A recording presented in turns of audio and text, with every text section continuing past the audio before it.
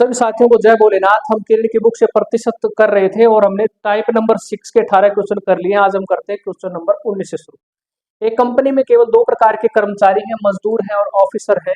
और एक अफसर का मासिक औसत वेतन कुल कर्मचारियों के मासिक औसत वेतन से 78,000 रुपये अधिक है, जबकि पूरे कर्मचारियों का औसत वेतन मजदूरों के मासिक वेतन से 42,000 रुपये अधिक है। तो मजदूरों का हम मान लेते हैं एक्स है मासिक वेतन, तो कुल का कितना हो जाएगा 42,000 रुपये ज्यादा है। इस तरीके से हम लिख लेंगे, एलिगेशन से सोल्व करेंगे। और ऑफिसर का वेतन कितना है, मासिक औसत वेतन इन कुल कुल कर्मचारियों के औसत मासिक वेतन से 78,000 रुपये ज्यादा है। तो एक्स प्लस 42,000 तो है ऑलरेडी, इसमें हम क्या करेंगे 78,000 और जोड़ देंगे, ये आ जाएगा रेशो। ज्यादा में से कम को माइनस कर देंगे, एलिगेशन का फार्मूला होता है। इसमें से ये माइनस करेंगे तो क्या हो जाएगा, देखो इसमें से x प्लस 42,000 प्लस 78,000 माइनस करते हैं x, और ये भी माइनस का हो जाएगा, कितने हो जाएगा 42,000। तो x माइनस का ये प्लस का कट जाएगा, ये भी कट जाएगा, तो बचेगा क्या 78,000। इसी प्रकार इसमें से ये माइनस करते हैं तो x कैंसिल हो जाएगा, तो बचेगा 42,000। 3 जीरो से 3 जीरो, 6 से काट देंगे, 6 7 42, अभी हो जाएगा 13।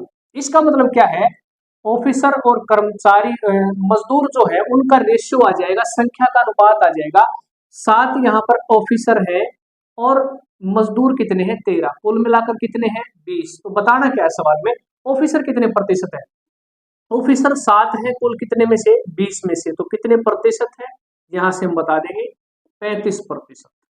ये आंसर आ जाएगा, ऑफिसर कितने हैं 35%। एक परिवार अपनी मासिक आय का 8% दान पर खर्च करता है और एक विशेष महीने में परिवार ने दान किए हैं 1200 रुपए।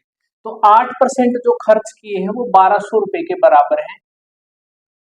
तो 1% किसके बराबर हो जाएगा, बटे में कर देंगे 8, और 100% किसके बराबर हो जाएगा, गुणा में कर देना है 100। यही सवाल में बताना था। परिवार की आय कितनी है, यहां से आ जाएगा 15,000, ये आंसर हो जाएगा। नेक्स्ट क्वेश्चन देखो, बानू अपने मासिक वेतन का 20% किराए पर, 10% स्टेशनरी पर, 14% यातायात पर, 18% बिजली पर खर्च करता है और बचते हैं उसके पास 1520 रुपए।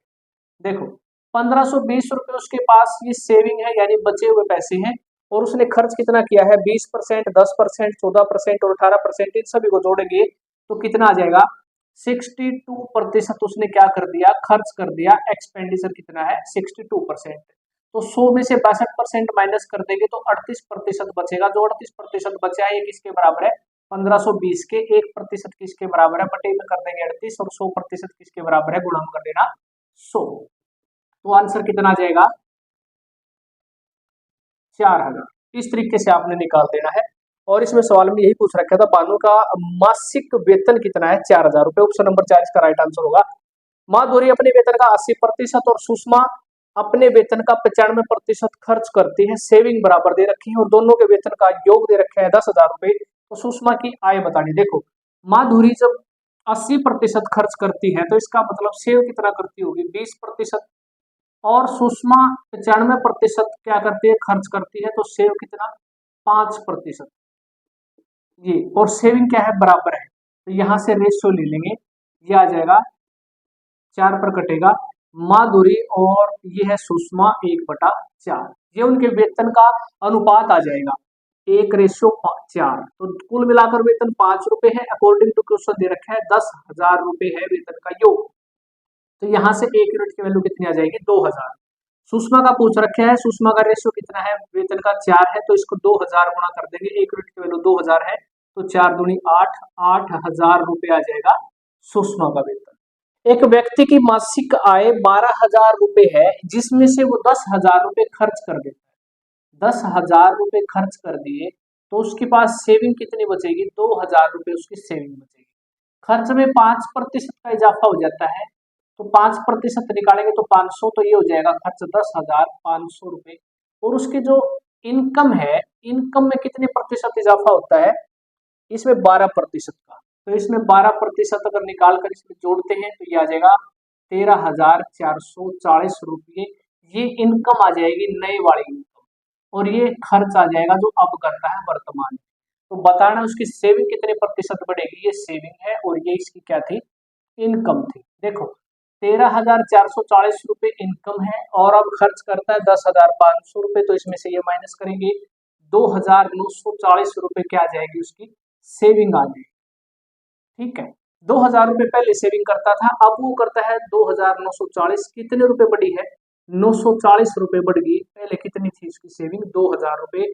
तो कितने प्रतिशत है, तो यहाँ पर गुणा 100 कर देंगे, तो ये आ जाएगा 2 से काट देना 94 को, 2 चौके 8 और 2 सात 14, 47% क्या हुई है, वृद्धि हुई है उसकी सेविंग में। नेक्स्ट क्वेश्चन देखो, अपने वेतन का 20% किराए पर और शेष राशि का 30% मासिक किराए पर खर्च करता है। देखो जहां पर शेष का आता है वहां पर आप फ्रैक्शन यूज कर सकते हो। जैसे देखो 20% का फ्रैक्शन कितना होता है, 1/5। इसका मतलब ये है 5 में से 1 रुपया खर्च कर दिया उसने, 4 रुपए उसके पास बचेंगे। शेष राशि का यानी 30%, 30% का मतलब बटे 100 कर लेना, यहाँ पर 10, 3/10 हो जाएगा। 10 में से 3 खर्च कर दिया तो 7 रुपए सेविंग, ये इसकी सेविंग है, ये उसके जो बचे हुए पैसे हैं वो है। और ये क्या है, कुल उसकी आय है। तो इसको मल्टीप्लाई कर देंगे दोनों तरफ, ये हो जाएगा 28, ये हो जाएगा 50। 50 रुपए उसकी आय है और 28 रुपए उसके पास बचे हुए हैं। अकॉर्डिंग टू क्वेश्चन कितने क्या रखे हैं, 8400 रुपए उसके पास शेष बचते हैं। तो उसका मासिक वेतन कितना है, मासिक वेतन 50 है, तो यहाँ से 1 यूनिट की वैल्यू निकालेंगे। 28 किसके बराबर, 8400 को के बराबर है, तो 1 यूनिट की वैल्यू आ जाएगी 300। तो यहाँ पर आय 50 है, तो इसको 300 गुणा कर देंगे, तो 5 3 15, 15,000 रुपए उसकी आय आ जाएगी। ये आंसर हो जाएगा। ध्यान रखना है जहां पर भी शेष का आता है वहां पर इस तरीके से अलग अलग फ्रैक्शन कर देना है। ठीक है, कुमार का वेतन 30,000 रुपये प्रति माह है।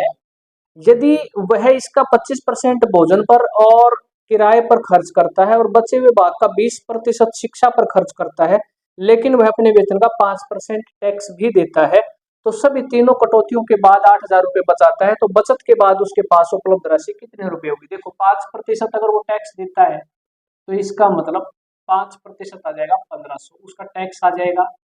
8,000 रुपये उसकी जो सेविंग बची हुई ये है, उपलब्ध राशि बतानी है, तो 30,000 रुपये उसकी आय है, जिसमें से वो खर्च करता है 25% भोजन पर और किराए पर। तो बचेगा कितना, 30,000 में से 25% खर्च करने के बाद 75% और 20% एजुकेशन पर खर्च करता है, तो 80% बचेगा। और ये कुल मिलाकर टोटल 18,000 रुपये उसके पास बचेगा। तो 18,000 में से 1,500 रुपये टैक्स है और सेविंग को काट कर उसके पास जो उपलब्ध राशि हो जाएगी वो कितनी हो जाएगी, 8500। ये आंसर हो जाएगा, यही सवाल में पूछ रखे हैं। एक व्यक्ति अपने मासिक वेतन का 20% भोजन पर खर्च करता है, तो 20% को फ्रैक्शन में लिखेंगे तो 1/5 होता है। 5 रुपए में से 1 खर्च कर दिया तो 4, ये है सेविंग, शेष बची हुई राशि। और यहाँ पर दे रखा है शेष का, शेष वेतन का, तो शेष का आ जाता है, वहां पर मैंने क्या बताया है, फ्रैक्शन अलग ले लेंगे। शेष का 1/4, 1/4 का मतलब 1/4, 4 में से 1 खर्च करेगा तो अब वो बचेगा उसके पास 3। तो इस तरीके से काट सकते हैं, यहाँ पर आ जाएगा 5 और ये 3 आ जाएगा। तो 9600 रुपए की वो क्या करता है, बचत करता है। जो भोजन दान पर खर्च करने के बाद शेष जो बची राशि है इसका आधे के बराबर है, तो इस 3 का आधा करेंगे तो 3/2 किसके बराबर है, 9600 के बराबर है, ये पूछ रखे हैं। तो 1 यूनिट की वैल्यू यहाँ से निकालेंगे तो 2/3 हो जाएगा, इधर जाके 3 से काटेंगे तो ये हो जाएगा 3200, और 3200 को 2 में गुणा करेंगे तो कितना, 6400। 1 यूनिट की वैल्यू यहाँ से 6400 आ जाती है। तो बताना क्या है, सवाल में मासिक वेतन की गणना करनी है, तो इसको देखो 5 को हम क्या करेंगे, 3200 गुणा कर देंगे, 5 दूनी 10, और सॉरी 6400 गुणा कर देंगे, 6 4, तो ये आ जाएगा 5 का 20, तो 5 6 का 30 और 2 32, तो 32,000 रुपये उसका वेतन आ जाएगा। इस तरीके से आपने निकालना है, जहां पर शेष का आता है वहां पर अलग फ्रैक्शन आपने बढ़ानी है। मैं बार बार आपको बता चुका हूं, इस तरीके से आप करोगे तो क्वेश्चन इजिली आप क्वेश्चन को सोल्व कर पाओगे। इस क्वेश्चन को ध्यान से समझना। देखो भवानी ने अपनी मासिक आय का 15% शिक्षा पर और 20% भोजन पर खर्च किया। जहां पर और आता है ना उसको हम जोड़ देंगे, 15% और 20%, 35% खर्च कर दिया। शेष राशि का अब यहाँ पर नई फ्रैक्शन आएगी, 40% खेल पर और 30% परिवहन पर और आता है, तो हमने ये दोनों जोड़ दिए, 40 और 30 70, ये खर्च कर दिया 70%। ठीक है। शेष राशि 10,257 उसके पास बची हुई है शेष, तो मासिक आय निकालने। देखो 35% का फ्रैक्शन 35/100, 5 7 35, 5 दूनी 10 और ये 0। 20 रुपये अगर उसकी आय थी, 7 रुपये उसने खर्च कर दिए, तो 13 रुपये उसके पास शेष बचेगी, ये उसकी आय है। इसी प्रकार 70% का मतलब 70/100, 7/10। 10 रुपये अगर उसकी आय है, 7 रुपये उसने खर्च कर दिए, तो 3 रुपये उसके पास बचेंगे। दोनों तरफ मल्टीप्लाई करेंगे, 200 ही आ जाएगा, 13 तिया 39। ये शेष राशि बची हुई है, अकॉर्डिंग टू क्वेश्चन कितनी बची हुई है, 10,257 रुपए। एक यूनिट की वैल्यू यहाँ से निकालेंगे तो 39, और हमने बताना है क्या, कुल आय क्या होगी, तो आय हम 200 है, तो इसको गुणा में 200 कर देना है, तो आंसर कितना आ जाएगा, 52,600 रुपए।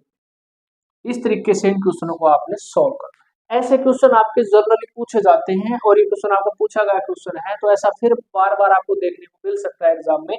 इस तरीके जहाँ पर और आता है तो जोड़ देना है, और शेष का आता है ना, वहां पर अलग से मैंने यहाँ पर फ्रैक्शन बना दी, इनको जोड़कर फिर ये देख लेना है, फ्रैक्शन में बना देना। नीचे आय है, ये खर्च कर दिया तो शेष बचा 13।